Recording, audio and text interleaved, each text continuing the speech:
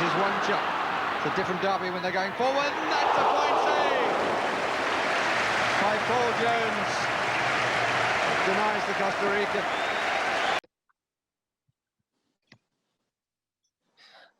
Okay, welcome to another Far Post Header interview. This time we've got former Wales and Southampton goalkeeper Paul Jones with me. Thank you for joining me, Paul. Hey, Chris, how you doing? Yeah, all good. How are you doing with lockdown at the moment, the second lockdown? Yeah, getting through it. It's obviously different, and well, this one's a bit different from the first one. It's you try and do your bit and try and keep safe, like everybody, and especially the family and parents and so on. You look after them. So, yeah, trying to do a bit, and hopefully we'll come through it. Yes, indeed. It's getting a bit tiresome, I think, at the moment, and a bit frustrating for everybody. So, yeah, absolutely. Let's hope it ends soon. So I would like to just talk about your career in the game. You started off at Kidderminster Harriers when they were in the non-league. Spent a few years there. Do you think it helps to start in the non-league, and players should maybe go out on loan to get that experience to give them a grounding for the start of their career? Yeah, I think so. I think I was 18 playing in the first team in a very good standard. It's one below the Football League tier.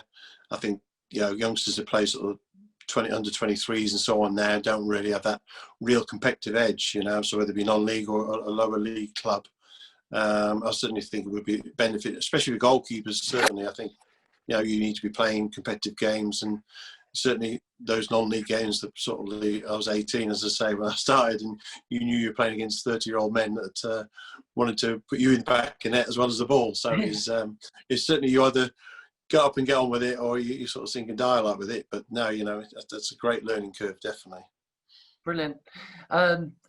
There's also, I'd imagine, sort of playing in front of a crowd as well as the under-23s don't get that sort of privilege of sort of being able to play in front of a few thousand fans, and like you say as well, with the veteran players who sometimes come down to the non-league, they get that sort of kick-start to their career a bit. Yeah, absolutely. I think as I say, it gives you a bit of a buzz as well. As I say, Kidderminster used to get 3,000-4,000 sometimes, depending on how well we were doing. So it was a great, quite compact ground as well. So it was a brilliant support we had, and it was a great buzz, for ourselves, and certainly someone of my age, just starting in the game, really. Brilliant. And Wolves came in to sign you, and the opportunity of moving on and then playing in the Football League. But you didn't sort of get that many chances to begin with Mike Stow being ahead of you, I believe. That's right, yeah. Is it difficult to sort of stay motivated as a sort of second choice goalkeeper? You've got to sit on the bench week in, week out. Do you have to train extra to keep yourself fresh and motivated, just in case you need to step in? Yeah, I think certainly when I went to Wolves originally, it was almost like my apprenticeship for the first year or two, because as much as I was 24 and I played 250 games, I think, for the Kidderminster by then. Going into the Football League was totally different. Training day in, day out. We were only training twice a week with Kidderminster. So getting used to that. But after sort of 12, 18 months, I got started to get frustrated, obviously, with being playing week in, week out. You play the odd reserve games, and again, like we just said, that there's one man and the dog were sort of watching, really. So you sort of back to square one. So I was quite fortunate. I did get, I think it's about 50 games over those 4 years or so playing, which I say is not a massive amount, but it's a great buzz when when I did play. And obviously the big thing for me at the Wolves is the FA Cup sort of penalty shootout with Sheffield Wednesday that sort of really set me up and thinking, right, I wanted more of this, because that was a fantastic night for us. So. Is that the one when Chris Waddle missed a penalty on that one? He did miss it. I saved it. I wanted to see if you'd say that. Yeah, of course. Of course. When a keeper saves, it should be saved, not missed. Lesson learned. Okay. In general. I did want to check there. I did want to test to see if you'd say you'd saved it. It was, yeah. Definitely. Yeah, it was it was an amazing night. And a lot of the Wolves fans remind me that, I think it's 24, 25 years ago as well. So it's been repeated a few times recently. So I know it's on Facebook and one or two other things. So it's, it's just an amazing night. That was, being 3-1 down, and we won it 4-3 in the end. Was absolutely massive. And as I say, that really gave me a feel for, I really want more of this, Molineux was full, I think around 30,000, if I remember rightly, at that time, give or take. And it was a fantastic night. And as I say, I wanted more of that eventually, as I sort of moved on to Stockport, which I know wasn't a bigger club, but it was certainly a stepping stone for me to try and get on to play regular football. Indeed. But Wolves couldn't quite make that jump to the Premier League at the time, sort of falling behind, just sort of making the playoffs or narrowly missing out. What do you think it was that didn't get them into the Premier League? I think we were a bit unfortunate. Certainly, a couple of the playoff ones against Bolton. I remember one certainly.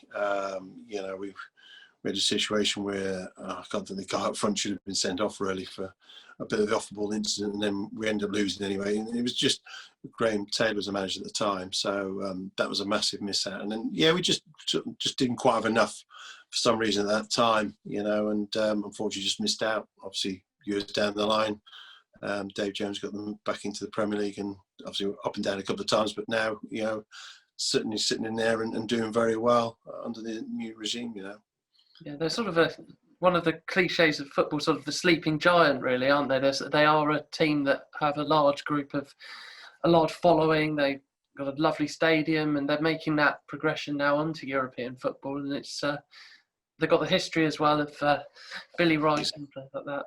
That's right. Well, exactly. I mean, they've certainly been in the Division 1 Premier League, Division 1 as it used to be, Premier League then, and obviously have the European runs and so on. But over the last couple of years, they've done fantastic. The supporters are so passionate there as well. And, I'm sure if you had a 60,000-seater stadium, they'd fill that as well. That passionate.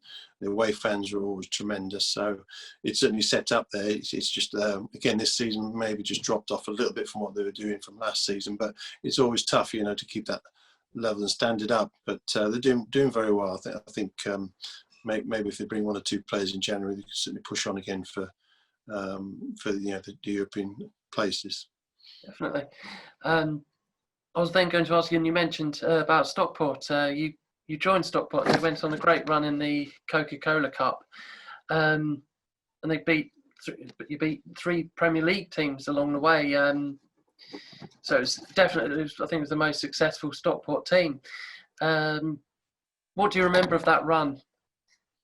Yeah, I mean, we started Sheffield United, if I remember right. We went there and beat them 5-2, I think it was, which is great, And then we started to draw against, I think it's Blackburn, West Ham, as you say, obviously Southampton, which I get reminded about many times when I went down there the following year, and then obviously losing to Middlesbrough in the semi-final.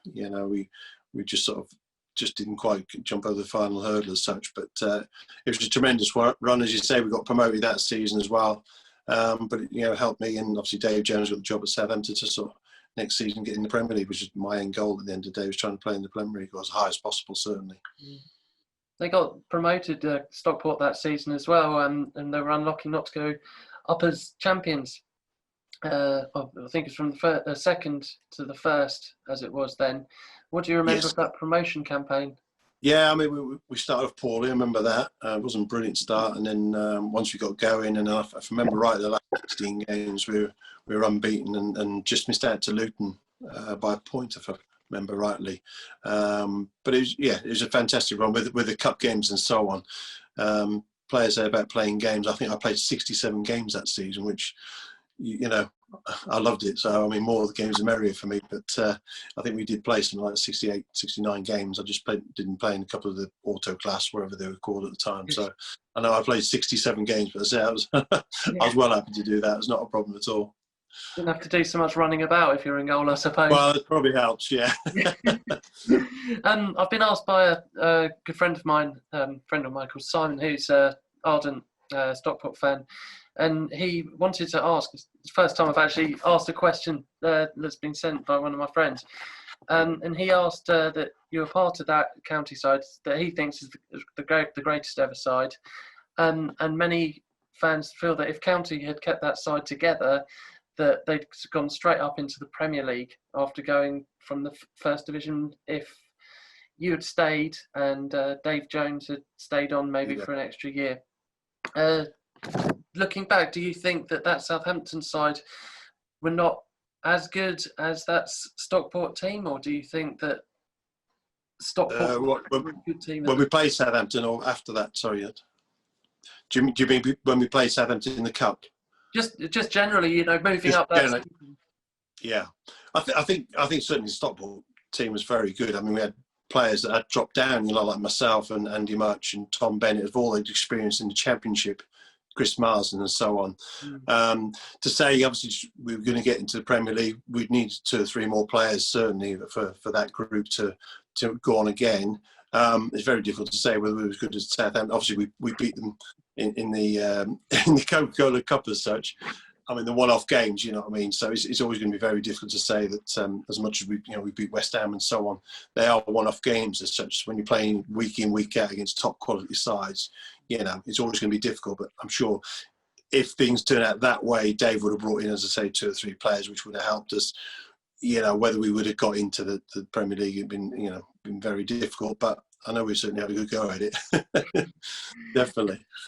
I was going to ask that you've been recently voted as the greatest goalkeeper of all time for Stockport. That must make you feel really proud. Yeah, I didn't know that. So yeah, No, yeah. Thanks for that breaking news. that's fine. No, it's yeah, must Oh, be. right. Absolutely, yeah. As I say, I was only there one season, and I know Neil Edwards has been there many years, and Neil's a good lad, another Welshman, had always done very well. But that's fantastic for me to, for over that one season. If the fans want to do that, I'm more likely to take it. And it was a fantastic team. It really was. We were a brilliant team in general. We were strong from ourselves to the front 2 or 3 with Muchie, Armstrong, and Brett Angel up front. They rotated a bit, and we were all the way through midfield, everything. We had, as I said earlier, actually, we had players that played at a high level, and it shone through. I think in the end, you could sort of see we were a lot better than being in the League One. No disrespect to them at the time, Right. And you at the end of that season that we were just talking about there, you got your first international cap for Wales, half-time substitute against Scotland. Have to point out I've got a you got the Welsh, good lad. Yeah, that's from my Fantastic. grandma, who was a very proud Welsh lady. Did you know before the Scotland game that you were going to come on at half-time at all? Yeah, Bobby Gould, the manager at the time, had said, obviously Andy Marriott, so there's 2 of us went up there as a group. I think it was a friendly game. So Neville South was the main keeper at the time, was rested as well, probably doing something in Europe with Everton or something like that. But I know we just took along, and he always said we were going to play 45 minutes each. Yes, because we were both in that sort of cups to getting into the squad, and he wanted to see both of us play a game. So yeah, I think we beat Scotland 1-0 if I remember rightly. John Hartson getting the winner. So yeah, keeping a clean sheet for sort of both of us was great, and then for me to eventually, to get into the main squad and take over one of my heroes, Neville Southall, as a Welshman, even though he's an Everton goalkeeper, I'll let him off on that one. Yeah. I would have been a Liverpool fan, but at the end of the day, he was fantastic for Wales, and it's great to sort of take over his mantle, if you like. Definitely. And you moved, going back to football, club sort of football, so to speak. You then left Stockport and followed manager Dave Jones down to Southampton. And how did you feel that first season went down at Southampton at the Dell? Yeah, well, again, Dave obviously had great faith in me. He signed me sort of twice by then as such, and taking us down to Southampton, again, massive step for himself, going into manage a Premier League club. And certainly for me, it was a great opportunity to be where I wanted to be as such. And obviously I was buzzing enough to get my first Welsh cap. So it was all sort of rolling on nicely. And I thoroughly enjoyed it in my time at Southampton. And that first season, actually, I got Player of the Year there as well. So after getting the one at Stockport the year before, it was a tremendous sort of time for me, really, and thoroughly enjoyed it. It was. We did reasonably well. I think we finished about 12th the first season, which wasn't bad at all for Southampton, normally scrapping around the bottom. So, yeah, very proud to be part of that, really. And Southampton, they went on a cup run a few years later, and you reached the final of the FA Cup. And I remember just before, because I'm an Arsenal fan as well, that we played at Highbury Yeah. I think you were in I'll goal. try not to remember that one. I couldn't help but get it in, but that was just before we played in the. It was. Was the reason why were you dropped for the final, or was that because of the Not previous game? because of that game, no. Well, I don't think so. No, I mean, I played in the semi-final obviously against Villa and beat Watford. At Villa Park against Watford. Yeah. Anthony Name had been injured for a number of weeks. We got stuffed by Arsenal. I think it was a week or so, two before that. But I think you could have dropped all 11 of us. Really, we were very shocking that night. So I don't think that sort of made a massive difference. But obviously, Strachan thought Ante was ready to play, which I was dubious because he hardly trained and he literally went out. And as it was, he obviously his knee went for after 60 minutes, I think, and obviously I came on. But it's still frustrating, the fact that it's at Millennium Stadium, and I was used to playing there and so on, and I was absolutely gutted not to start, in the first 11. Got on eventually, which now is a bit more, or playing the FA Cup final, but at the time it was a bit disappointing, really, as much as the cup final overall, really. But you did get half an hour, and you did get to play in Cardiff. Yeah. As you say. Yeah, absolutely. Yeah, we were unfortunate, really. I mean, obviously it was 1-0, and I think we had a couple of chances late on, but not really, put enough pressure on Arsenal. They're obviously a very good team anyway. But it was disappointing all round, really, for the result and personally as well. Yeah, it was a very good Arsenal team at the time. That side then went on to be the Invincibles the following season. So I don't think take any shame in the fact it was only 1-0. And no. So who were the best players that you played against in your career, would you say? Well, I think you talked about the Arsenal team, obviously, Jon Rees and Van Persie. Was Van Persie there? Might be just after that. But, you got Dennis Bergkamp at Arsenal as well, who's a tremendous player. And then the likes of, Giggs and so on at Man United. Every sort of top team, Michael Owen at Liverpool, Steven Gerrard. So every top team had, big stars in them, and obviously more were coming in as each season went by. So Chelsea's, you had Zola, and it's a fantastic time to be playing for me in the Premier League at that time. So getting some top class strikers, certainly. Hasselbank again, another guy that you just could shoot from anywhere and always put you under pressure. But I just loved it. I personally just went out there and just try and enjoy it. I was getting paid for something I love to do at the end of the day. Like any boy would like to, I'm sure, to play in the highest possible and playing Premier League, or and I just absolutely loved it. I loved training and getting out there and trying to do the best I could, really. What was the feeling? Because as a fan who goes along and watches it, what sort of feelings do you go through, sort of going in through to the tunnel and going out to a huge crowd? How can you put that into words? Yeah, it was difficult because you are concentrating on the game. You can block that out quite easily. For me, I don't know. I can't sort of speak for other players, but certainly you're concentrating on trying to. The more you're involved in the game. Certainly as a goalkeeper, obviously, you can block all that out. But certainly, from my point of view, the more I talk to my players and so on, it kept me more focused on that. If you sort of stood there and thought about it, you probably think, oh my God, you wouldn't have to do anything. But at the end of the day, you're there playing football, whether it be 30, 40, 50,000 or as I said before, someone with a dog. It's just you still have to play that game. But there's obviously, for me, it gives you more of a buzz the more people are there, because the atmospheres are fantastic, which obviously, unfortunately, at the moment with the pandemic is, there's no one in the stadiums. It must be very difficult for players to play, regularly. At the moment, it'd be almost like a training session, but there seems to be plenty of goals going in anyway. So I don't know whether it's made it easier or not, actually. maybe the pressure of of crowd getting against players, maybe that's sort of not playing. Not there, yeah, absolutely, yeah. Especially that, I think. I don't know the exact figures, but I know at one stage, the home teams were winning that many games, which is very unusual, because, since there's been no crowd, that crowd does give the advantage for the home teams. At the end of the day, as I said before, you have 30, 40,000 of your home fans cheering you on. I think away teams are going there and there's no real fear like that, so they've actually gone out and got at teams and vice versa, and I think it's certainly been a lot more wins from away teams than normal, certainly. Yeah. As a goalkeeper, what sort of preparation do you go into for when you're playing against certain teams? Do you specifically concentrate on certain players? Do you know that, like, for example, Robert Pires or Thierry Henry used to always cut in from the left but with a right foot?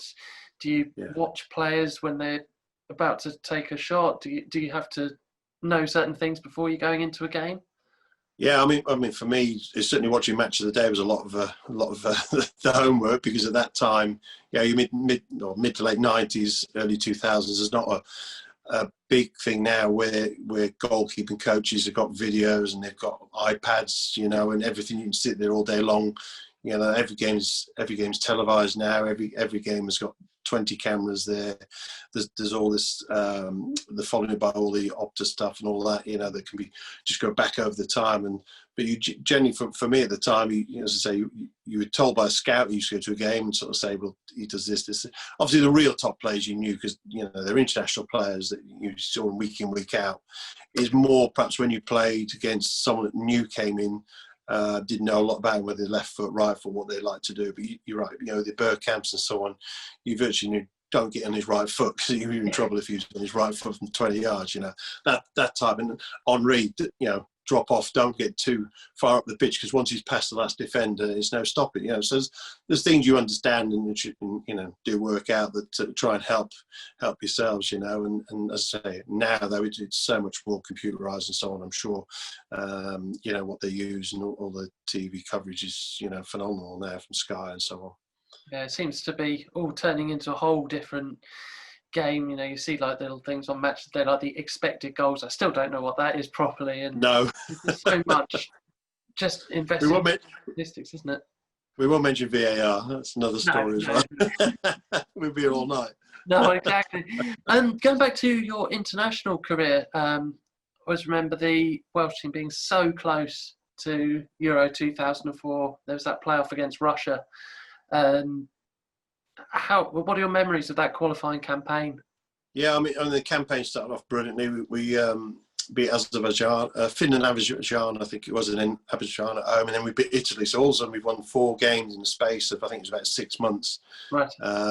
We were supposed to go away on that was I think it was trying to think which night it was. Evening game against Italy, beat Italy 2-1 at the Millennium Stadium with the roof closed and the fans.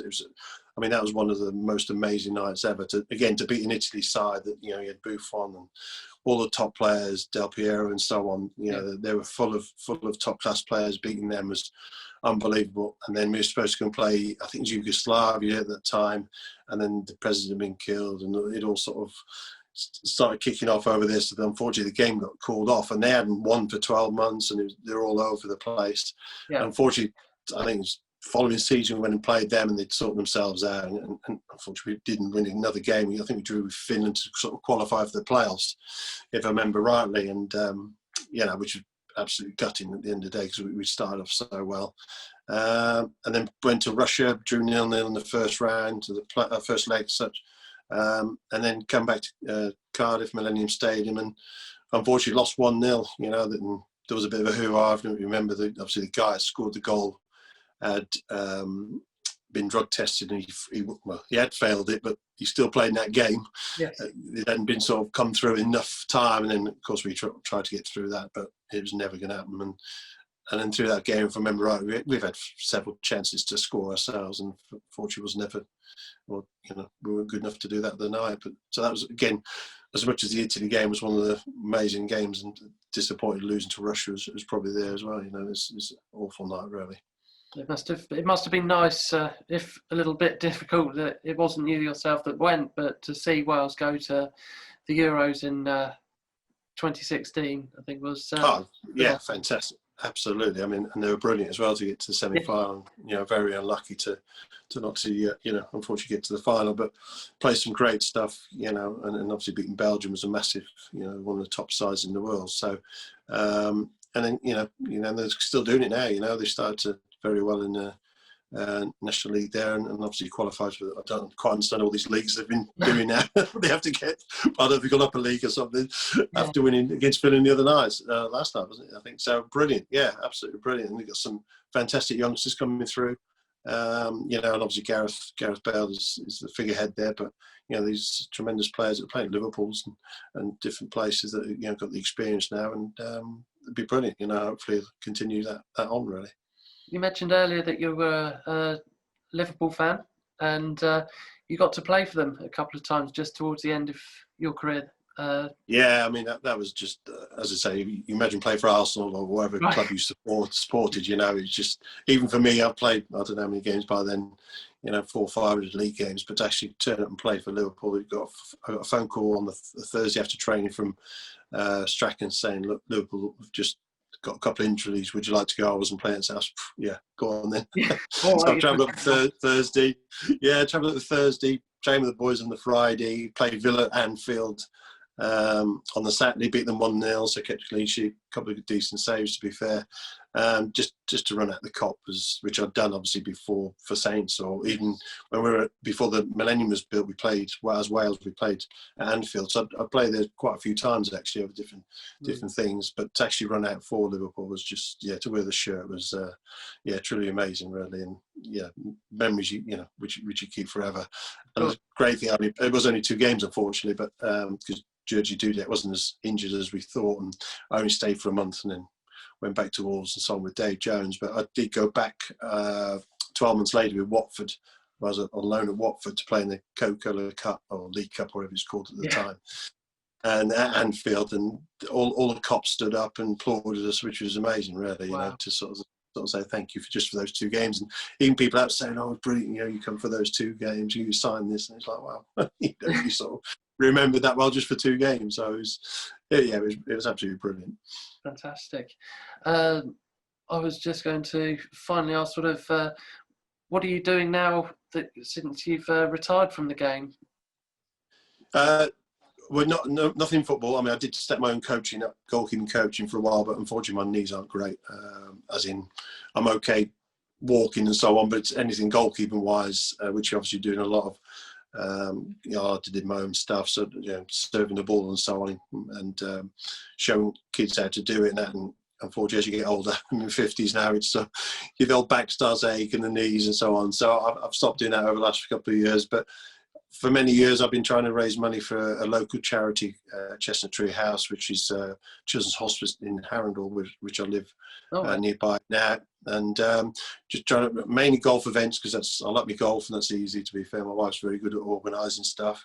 Okay. So, you know, get out there and try and play a bit of golf and raise them some money. So I think we've raised them sort of near $500,000 now, I think, over the years. So, wow, that's phenomenal. Yeah, which is great. I mean, obviously all charities are struggling, certainly at the moment with what we said about the COVID and so on. But, you know, we try and do a little bit we can, and other little events. And unfortunately, I get invited to different things, and certainly golf-wise, it's, you know, accept anything like that. I love it. So that keeps me busy with 1 or 2 other things. But yeah, it's nothing in football. I get the odd invite that's back to when we're allowed to obviously at Southampton or something like that, doing the boxes, just to talk to people and go around the executive boxes. But unfortunately, at the moment, well, obviously that's all gone quiet at the minute.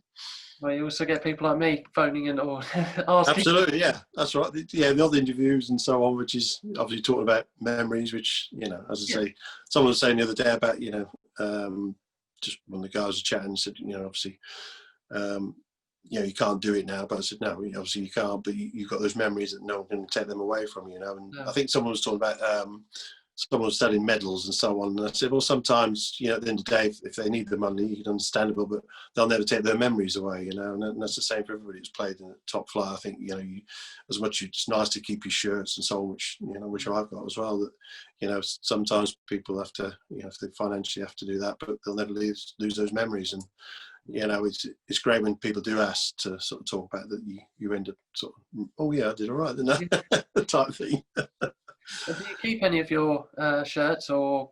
Yeah, I've got quite. We've just moved just for lockdown, so it's actually all stacked in the garage at the moment because obviously a lot of stuff we needed to bash the house about a bit, which we couldn't do because of COVID, and then we were going to start doing it again, and it's all anyway. So at the moment they're all stored away at the moment safely. But yeah, they will be coming out once once we can get a chance to, shirts and, a few Welsh ones, a few Liverpool ones, and Southampton. All the clubs I play for have at least got one of them, so that's always nice to on a keep. wall behind or something. And Yeah, eventually, yeah. I've got my So there's a pretty good kind of plain wall at the moment behind me, but yeah, but not a lot else.